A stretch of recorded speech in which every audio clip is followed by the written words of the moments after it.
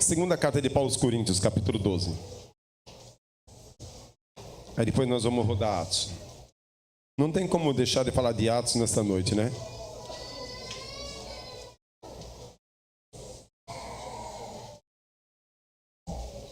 Segundo Coríntios, capítulo 12, versículo 2. Está no telão para os irmãos.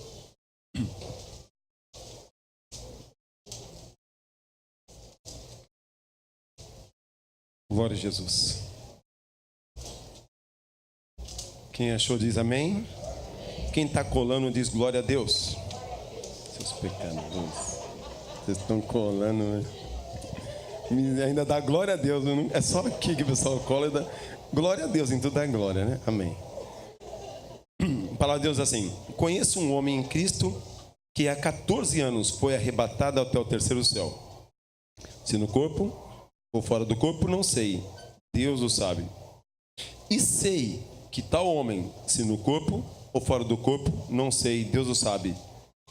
Foi arrebatado ao paraíso e ouviu palavras inefáveis, as quais não é lícito ao homem referir. Diga comigo, palavras inefáveis. Novamente, palavras inefáveis.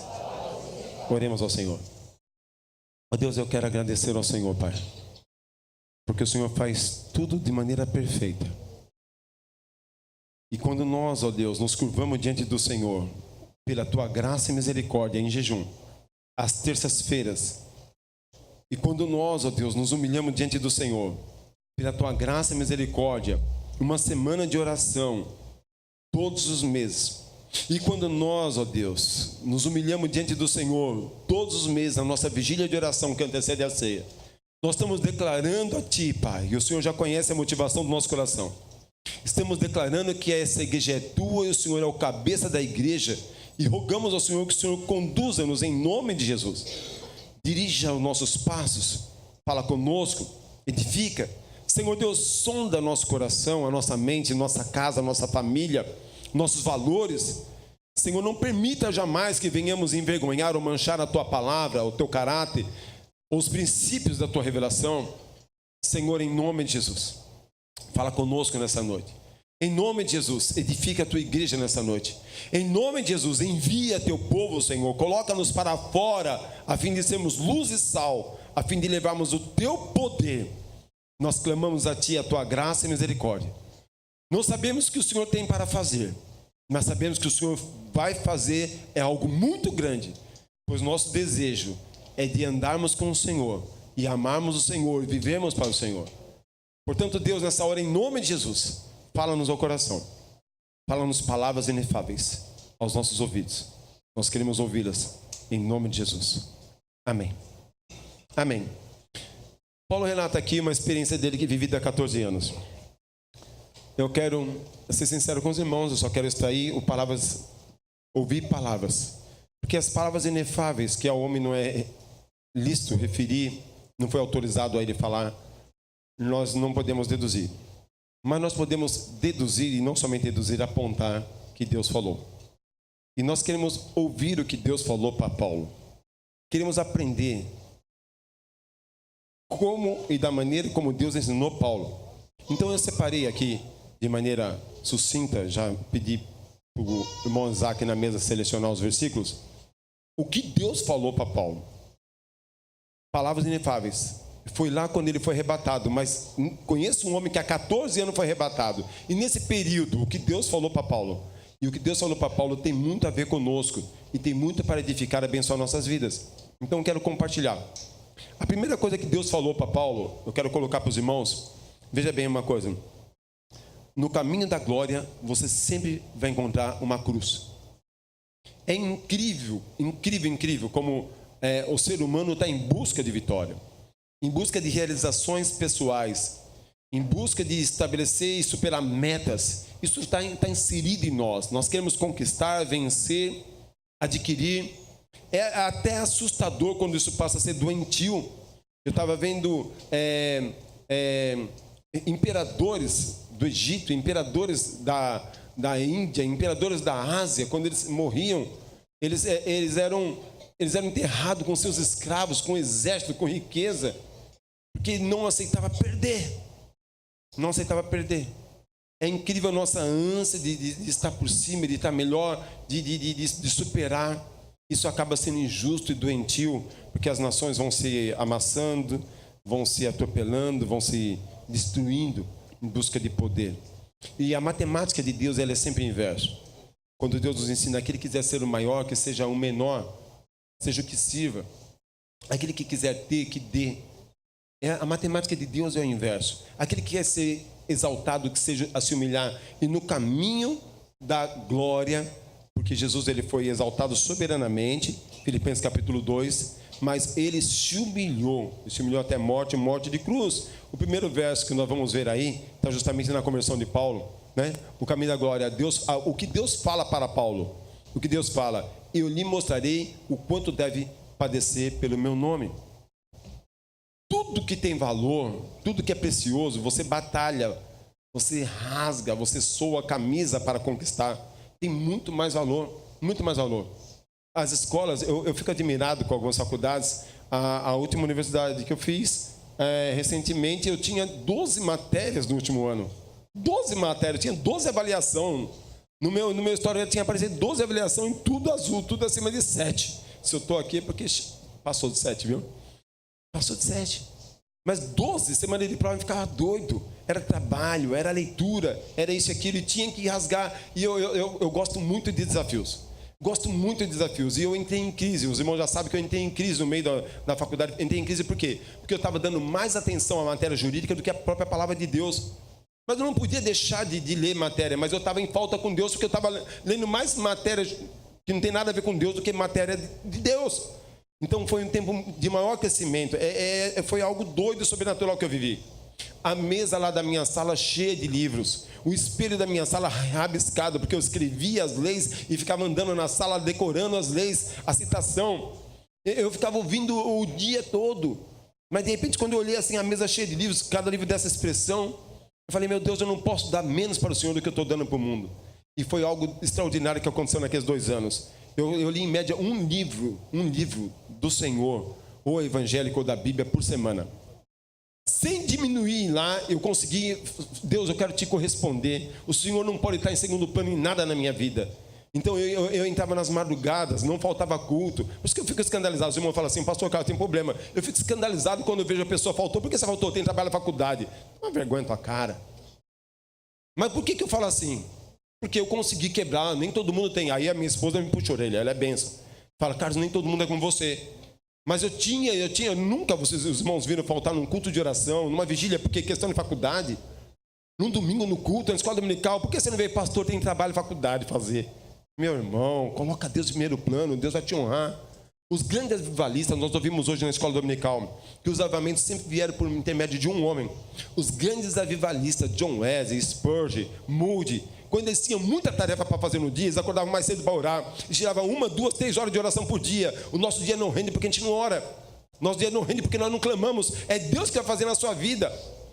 Eu vou te mostrar o que Deus falou, não lá no paraíso, não lá no terceiro céu, mas o que Deus falou para Paulo. Eu vou te mostrar o quanto você vai padecer pelo meu nome. Ele mostraria o quanto deve padecer pelo meu nome. Olha que chamado extraordinário. Todos nós queremos nos dar bem, né? Queremos que a coisa seja fácil. Não tem uma escola mais fácil, mas treino duro. Lembra, acho que uns 3 anos atrás, eu estive falando sobre jiu-jitsu e peguei e extraí alguns princípios e associei a palavra de Deus. E um dos princípios que mais me marcou no jiu-jitsu é treino duro, luta fácil. Treino duro, luta fácil. Deus chama Paulo e fala assim, eu vou te mostrar o quanto você deve padecer pelo meu nome. A primeira coisa que Deus vai falar para Paulo e fala para nós, Deus fala para nós, no caminho da glória existe uma cruz. E não vai ser fácil. E o que me encanta em Deus, tem muita coisa que me encanta em Deus, mas o que me encanta em Deus é que Ele não negociou conosco, Ele não nos enganou, nunca nos enganou. Ele nunca prometeu que seria fácil. Nunca. Nunca. Eu estava orando aqui agora para o Brumadinho, eu falando, Deus, me abre os olhos, Senhor. Nós clamamos pela manhã para o Brumadinho, clamamos agora à noite. Eu falei, Deus, abre os olhos. Eu sei que em meio a tanta dor, o Senhor está nos dando oportunidade, o Senhor está movendo. Eu quero entender o que está acontecendo, Senhor. Senhor, o que está acontecendo? Aonde está o Senhor, a tua mão nisso? Como o Senhor vai ser glorificado nisso? É claro que os joelhos estão se dobrando. É claro que no Brasil e no mundo os joelhos estão se dobrando, pessoas estão se consagrando, e quando vem o susto as pessoas se aproximam de Deus, mas dói tanto. Quando você para pensar naquelas famílias, dói tanto, tinha que ser assim. Então às vezes paira em nós alguns questionamentos que nós não entendemos, mas a escola de Deus não é uma escola fácil. A palavra de Deus fala claramente, né? No mundo tereis aflições. A palavra de Deus vai nos falar claramente, bem-aventurado quando passar por várias provações, você vai ser provado. Então quando a luta vem, meu irmão, eu sou muito otimista, eu nunca penso no diabo. Não. Lá no Haiti tivemos um ano diferente. Nos três primeiros dias era eu, o Eli e o pastor Leonardo sonhando, tendo um pesadelo. Nós tínhamos pesadelo e acordávamos à noite. Tem uma noite que o Eli acordou tendo um pesadelo, ele foi, eu acho, tomar banho, não sei o que foi, aí voltou a deitar. Aí eu peguei e saí para orar, era 2 horas da manhã, saí, fui orar, fui ler Bíblia, fui buscar o Senhor. Foi muito bacana. Aí fiquei ali 1h30 ali fora, no pátio tinha ainda a luz da energia solar. Então eu fiquei ali, foi um tempo muito bom. Mas é umas coisas interessantes, você vai clamando, é o tempo de avivamento, o tempo de quebrantamento, o tempo de buscar experiência com Deus. Então eu fico pensando assim, eu nunca vejo, o inimigo ele não tem glória nenhuma comigo, não tem. Eu vejo quando as lutas se levantam, eu vejo a mão de Deus, ou me disciplinando, ou me provando. O inimigo ele não tem poder para tocar na igreja de Cristo. Então a minha maneira lógica e teológica de enxergar as coisas, quando as lutas se levantam, a primeira coisa que Deus fala para Paulo no seu chamado, eu vou te mostrar o quanto você deve padecer pelo meu nome. Igreja, quando você vê a luta se levantando, são oportunidades de Deus. Nós ouvimos muito Deus falar isso aqui. Quando você vê lutas se levantando, são trampolim de Deus. É hora de você recuar para pegar impulso, para ultrapassar os obstáculos. Quando a luta se levantar na sua frente. A segunda coisa que nós vamos ver, que Deus vai falar para Paulo, é Atos 18, 9 e 10. Deus tranquilamente, nós vamos ler esse versículo. E disse o Senhor em visão a Paulo, não temas, mas fala e não te cales. Olha o versículo 10. Porque eu sou contigo e ninguém lançará mão de ti para te fazer mal. Deus estava comissionando Paulo para ser o apóstolo em gentios, para ser um missionário. Ele fez 3 viagens missionárias.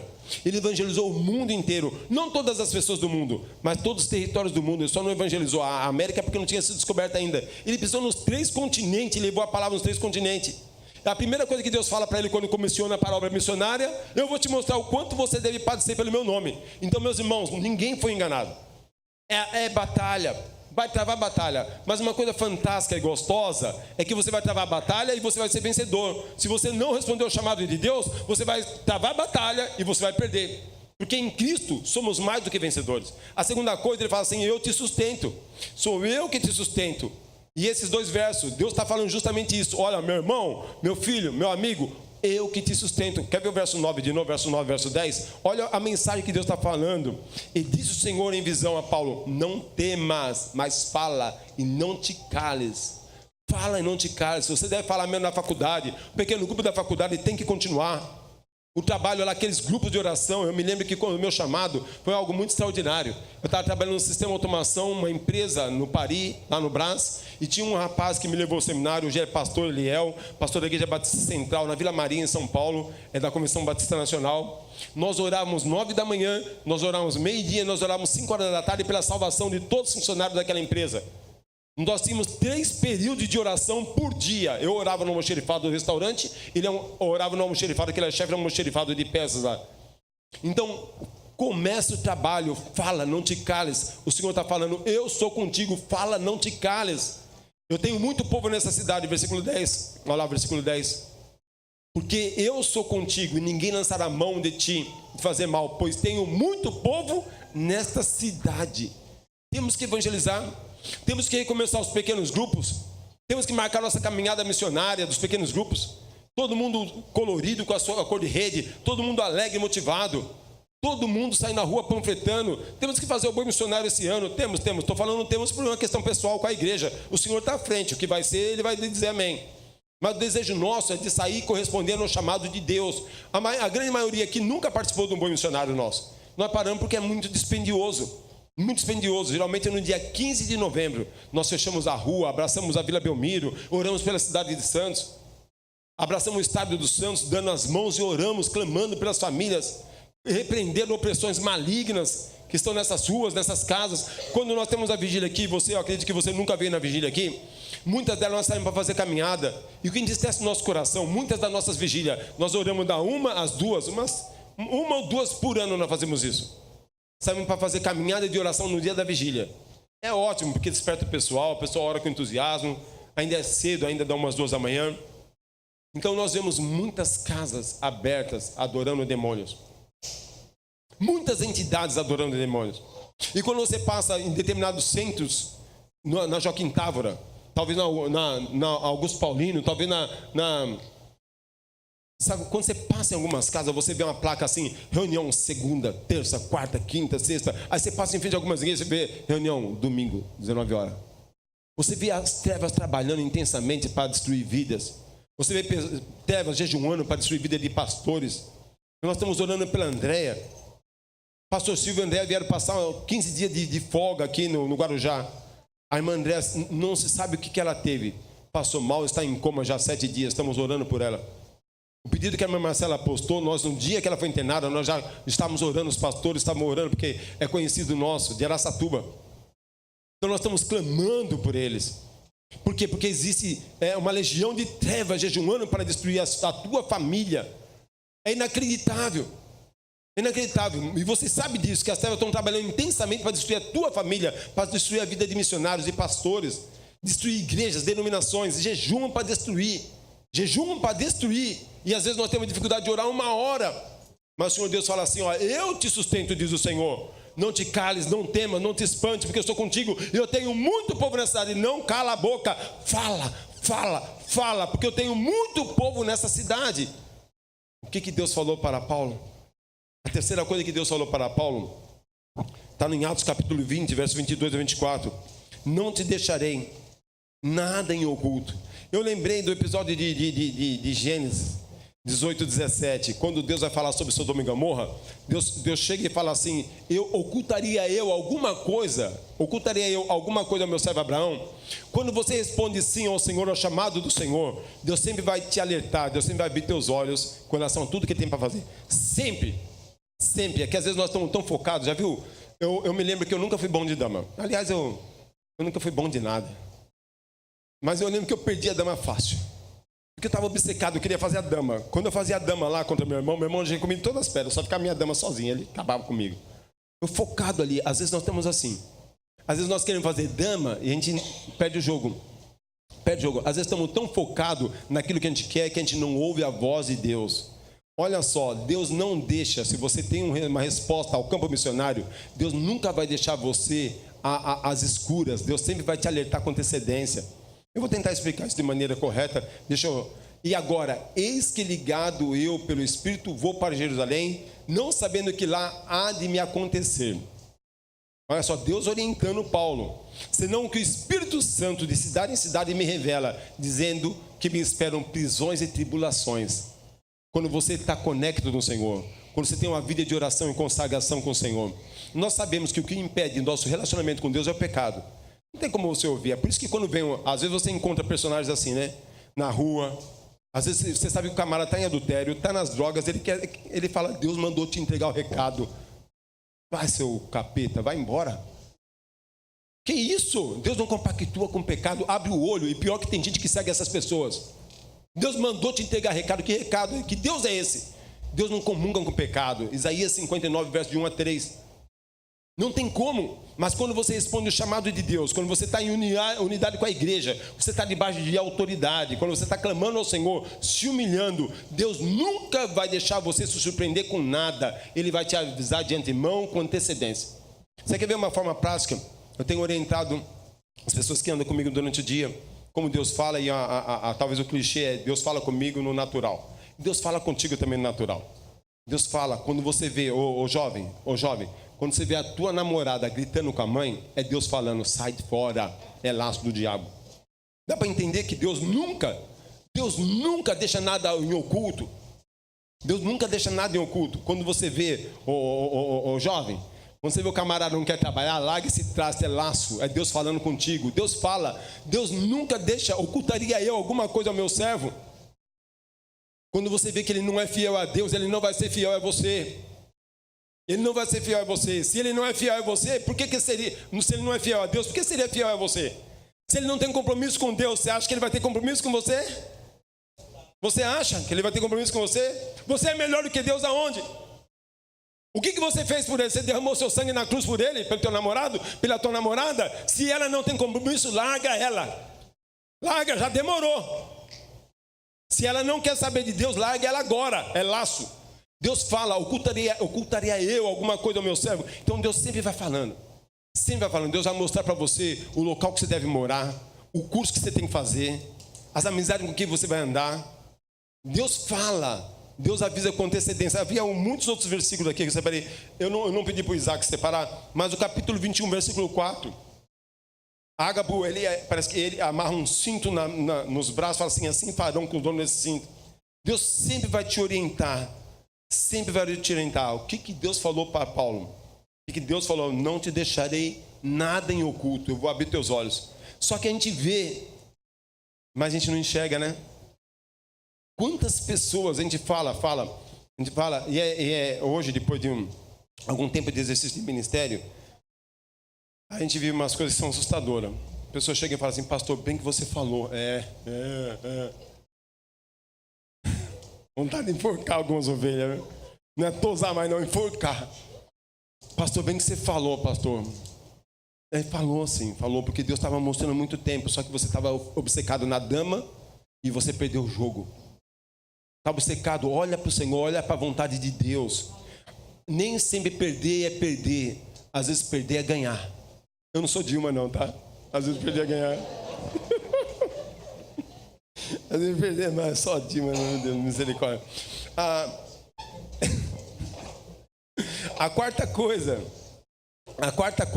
Atos 22, 18, que Deus está falando para Paulo. Eu vou te dar discernimento e você não entrará em riscos desnecessários. Atos 22, 18. E vi aquele que me dizia, dá-te pressa e sai apressadamente de Jerusalém, porque não receberão o teu testemunho acerca de mim. Olha, nessas alturas do livro de Atos, Paulo está chegando num episódio que ele vai ser preso, e é linda a história. Irmãos, eu estava tão entusiasmado que eu li o livro de Atos numa noite essa semana. Foi tão prazeroso.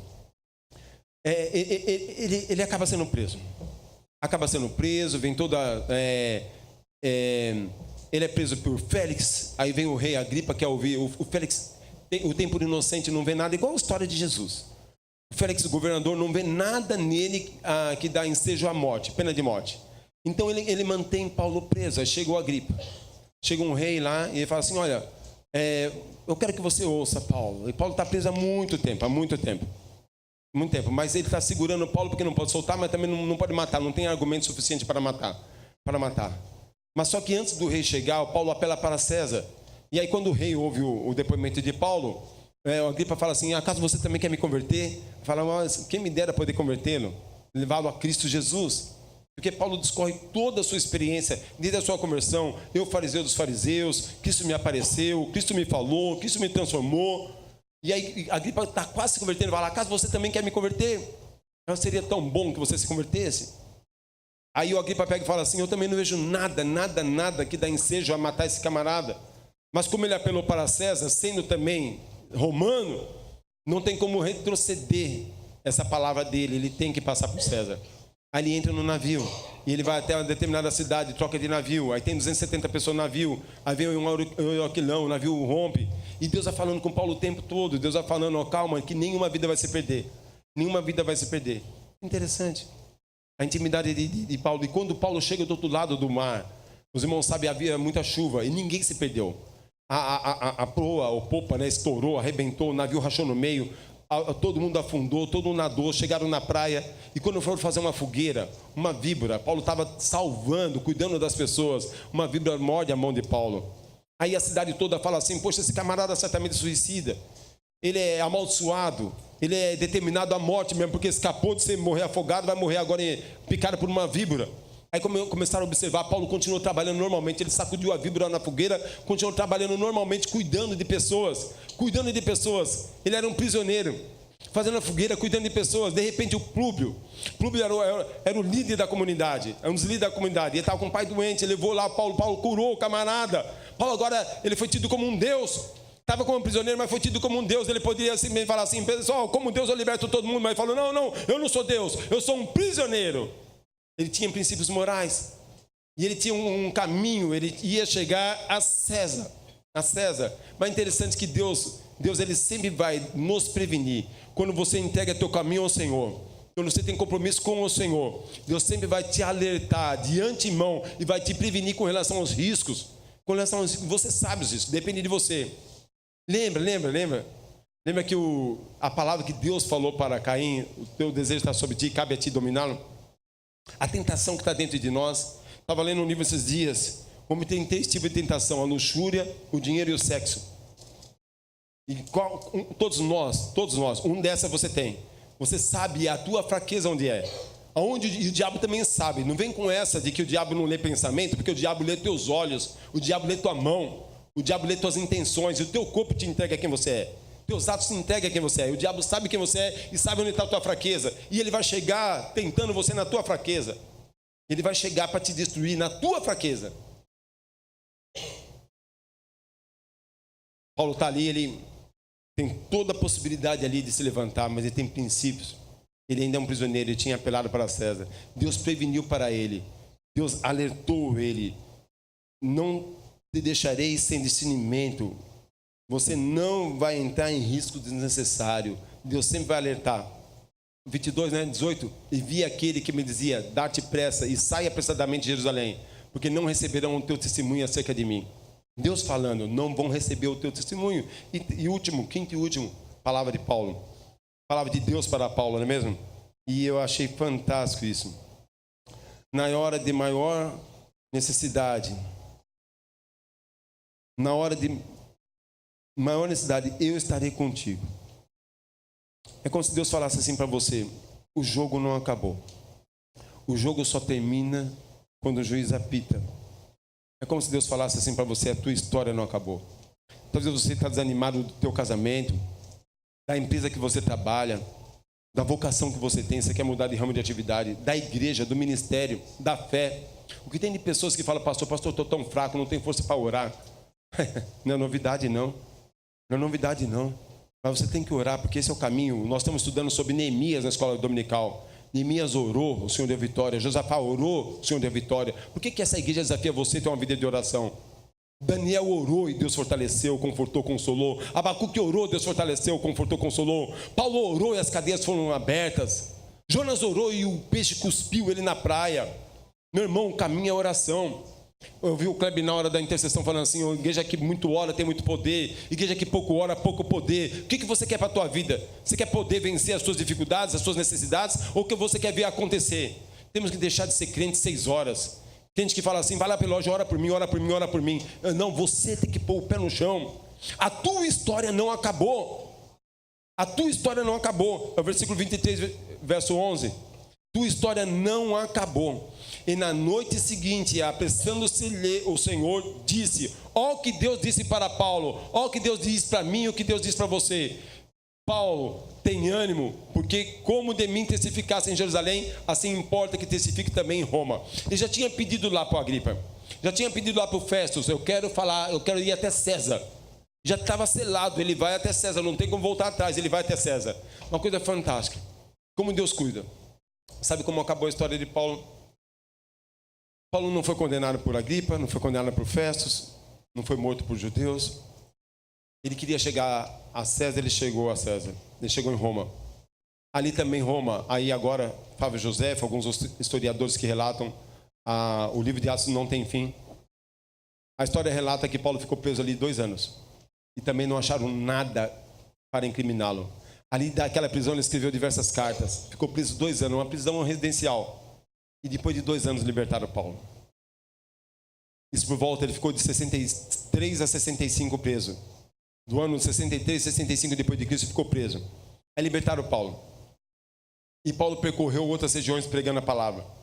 Porque Deus tem prometido: não te cales, estarei contigo, nenhum mal vai te acontecer. Deus assegura.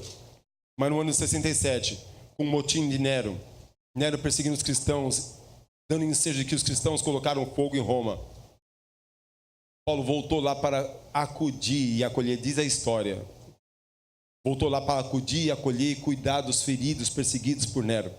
E quando ele chegou lá, Paulo foi preso como um líder de seita cristã. E ali ele foi decapitado no ano 67. Diz a história que parece que ele foi decapitado no mesmo dia e no mesmo ano. Alguns comentaristas dizem que talvez não no mesmo dia, mas no mesmo ano de Pedro, que Pedro também foi morto. Mas no ano de 67, não sei a idade de Paulo, mas toda a trajetória. Irmãos, nós sabemos, é uma coisa difícil. Eu aprendi a respeitar a dor. Quando eu era seminarista, recém-formado, todo velório eu era muito indelicado e errado. Eu esquecia da dor da família, esquecia da história, da memória da pessoa que partiu, e eu confrontava as pessoas a entregar a vida para Jesus. E um dia Deus falou comigo: respeita a dor das pessoas. Respeita a dor das pessoas.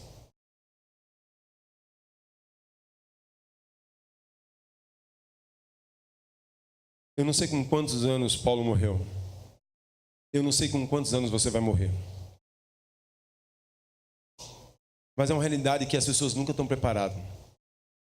Mas eu acho um desperdício, um prejuízo enorme nós jogarmos a nossa vida fora. Pela manhã, ministrando sobre Filipe, eu falei de Hudson Taylor. Eu quero encerrar minha palavra dizendo isso, repetindo a experiência de Hudson Taylor. Ele teve seu ministério em 1857, na China, na cidade de Ningji. E o senhor Nin, ele se converteu. E ele perguntou para Hudson Taylor, ele perguntou: há muito tempo que vocês conhecem o Evangelho na Inglaterra? E o Hudson falou: sim, há muito e muito tempo. Então ele disse: por que vocês demoraram tanto? O meu pai morreu sem ouvir o Evangelho.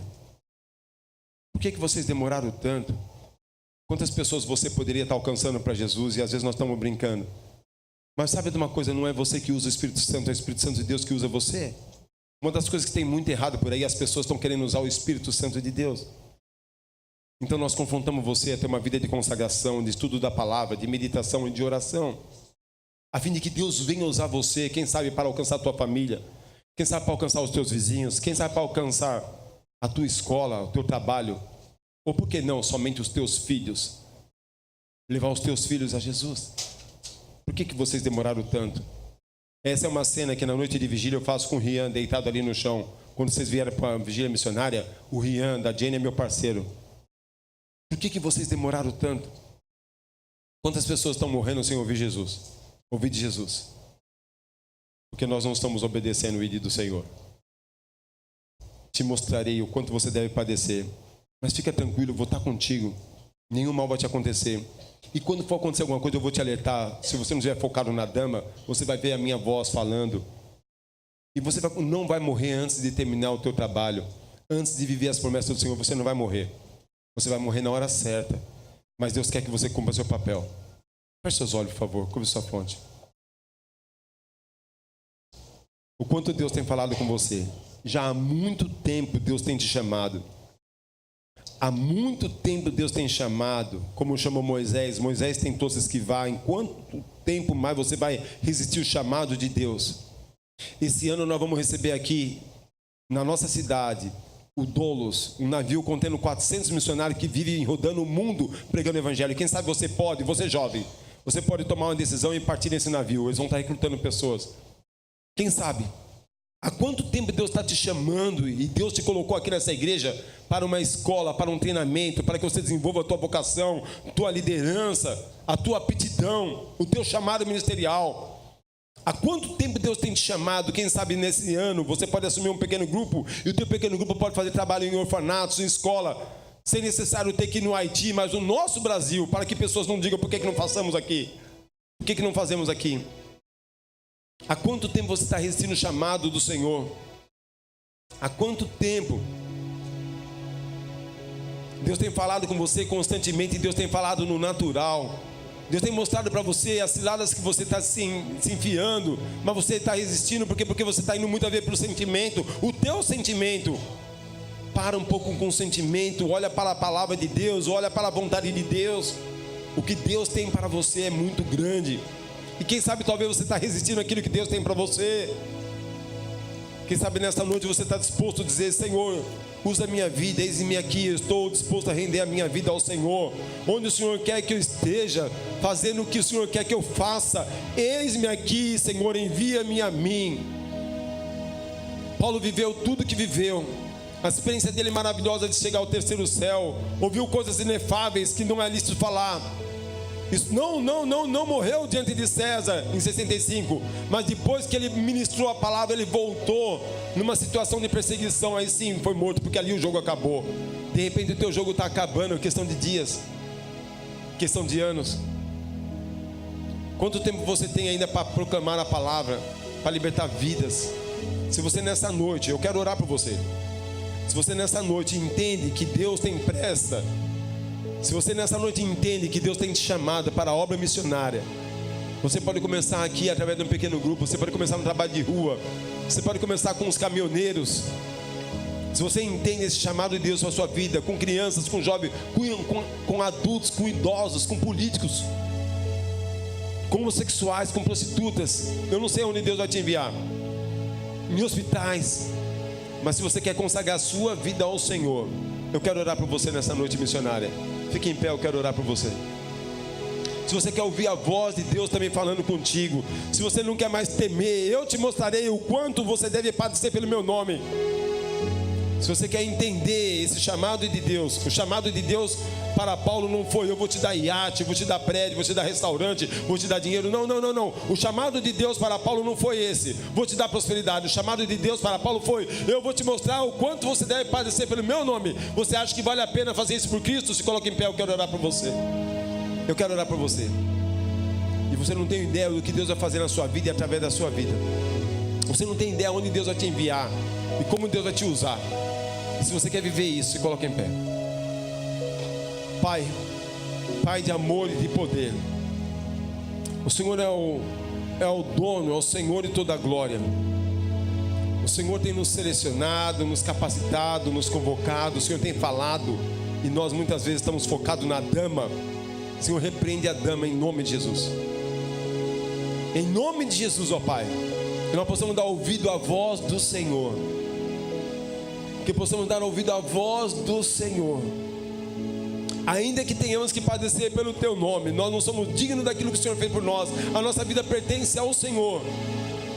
Paulo declarou claramente: estou pronto não somente em Jerusalém, mas ser morto pelo Evangelho. Não tenho outro prazer a não ser cumprir a carreira que me está proposta, que é anunciar o Evangelho de Cristo Jesus. Que o prazer dessa igreja, de cada coração, de cada vida, o prazer dessa igreja não seja outro a não ser cumprir a carreira que está proposta de anunciar o Evangelho de Cristo Jesus, para que vidas sejam salvas, seja no Haiti, na Índia, na China, na Coreia, no Japão, na África, no Brasil, na Colômbia, em Minas Gerais. Senhor, tem misericórdia de nós. Espírito Santo de Deus, marca este dia na vida dessas pessoas. Espírito Santo de Deus, eu te peço em nome de Jesus, marca esta noite, uma noite de vocação. Que esse ano possamos nos humilhar aos teus pés, não por aquilo que o Senhor vai fazer, mas por aquilo que o Senhor já fez. Possamos chorar aos teus pés essa semana toda, aos pés do Senhor, no relógio de oração, no culto de oração, na vigília de oração. Possamos nos humilhar diante do Senhor, digno, Senhor, de glória e poder. Pai, toma-nos em tuas mãos. Toma-nos em tuas mãos. Com 12 homens o Senhor revolucionou o mundo. Essa cidade é pequena para esta igreja. Podemos alcançar cada vida, Pai. Entrar em cada beco, resgatar cada pessoa no poder do Teu Espírito Santo. Consagra essas vidas, proteja essas vidas, abençoa essas vidas. Dá sensibilidade, Senhor, que cada um dos Teus filhos possa ouvir melhor a Sua voz. Possamos ouvir o Senhor falar. Fala palavras em nome de Jesus. Eu oro consagrando e pedindo a Tua bênção em nome de Jesus. Amém.